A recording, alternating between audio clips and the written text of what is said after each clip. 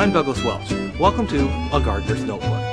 Today I'm going to tackle a project I should have done months ago, but just didn't get around to it. We're in our rainy season here in Los Angeles, although it's not a really good rainy season this year, and we haven't needed this particular system for a while. But as we approach the heat of summer, well, it's time to get back to work. What I'm going to do is I'm going to repair a portion of my drip irrigation system for one of my rose beds. It suffered from being exposed to the sun. As you know, many plastics break down when they're exposed to ultraviolet rays, and this is no exception. So I'll show you a few pictures of what's happened and exactly how we're going to repair it. Now what you see here is the tail end of one of my drip irrigation systems for my rose bed, and if you look right here, you'll notice very clearly where the tubing has totally broken down. What happened was my wife turned this on about midway through or at the end of last summer, and it just erupted in a shower of water.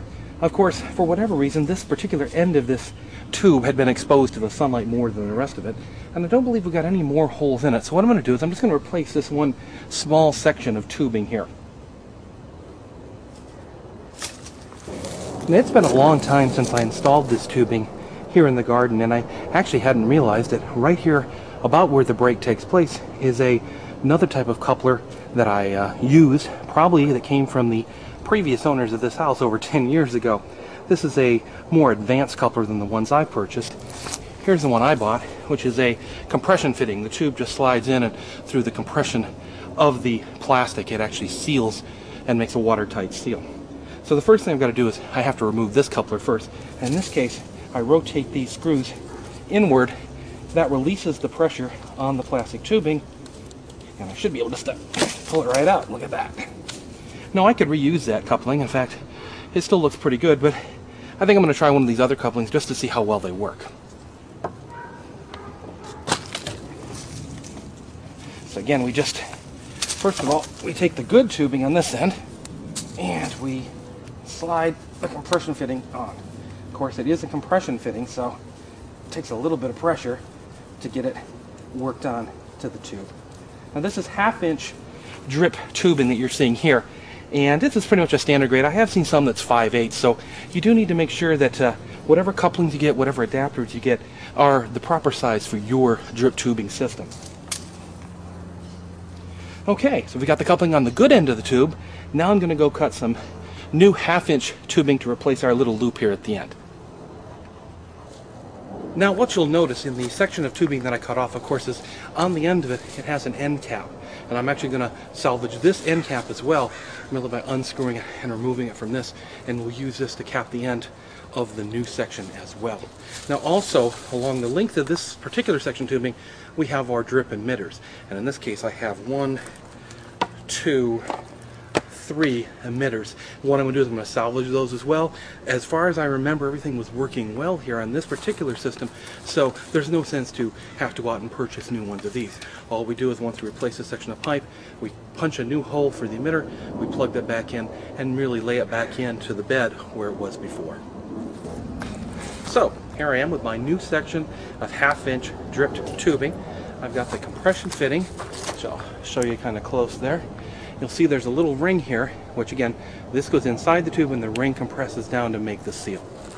Okay, so what's the basic what we're going to do is we're going to merely fit it back on the end of this tube, get it all firmly placed on that end so that there's no water leaks, and then of course it comes with a little cap with a nice little washer in there, and we'll take that and cap the end of the line. This allows the pressure to build up to a specific degree to allow all the emitters to work. And so here's a new section of tubing again, and of course we have to fit it into the coupler, so we merely just compression fit that into our new coupler from the other end. And there we go. Now we can go ahead and replace our emitters.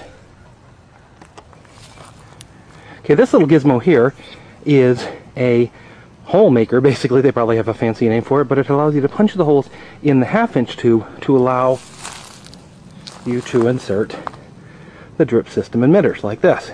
You have a little pointy end on one, and then a little tube end on the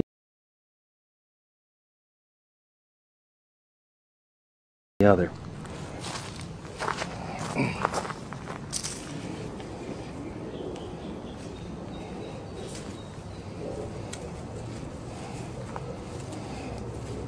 And there we end up with a nice little hole, which should accept this emitter very easily. Now it does take a little bit of work to get the kind of barbed end of the emitter through that top layer of the tubing. But once you do, it actually self-seals around it and ends up creating a watertight seal, just like the compression fitting we used earlier. There we go. Emitter number 1 is replaced. We have 2 more to do. Now, so as you might be able to tell from the look of my hair, when I turned on the water for this system, of course, I found another rupture, and of course got showered with a lot of water.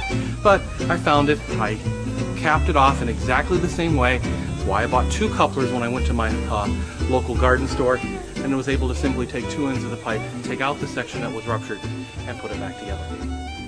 So thanks for joining me for this episode of A Gardener's Notebook. If you'd like more information, visit our website.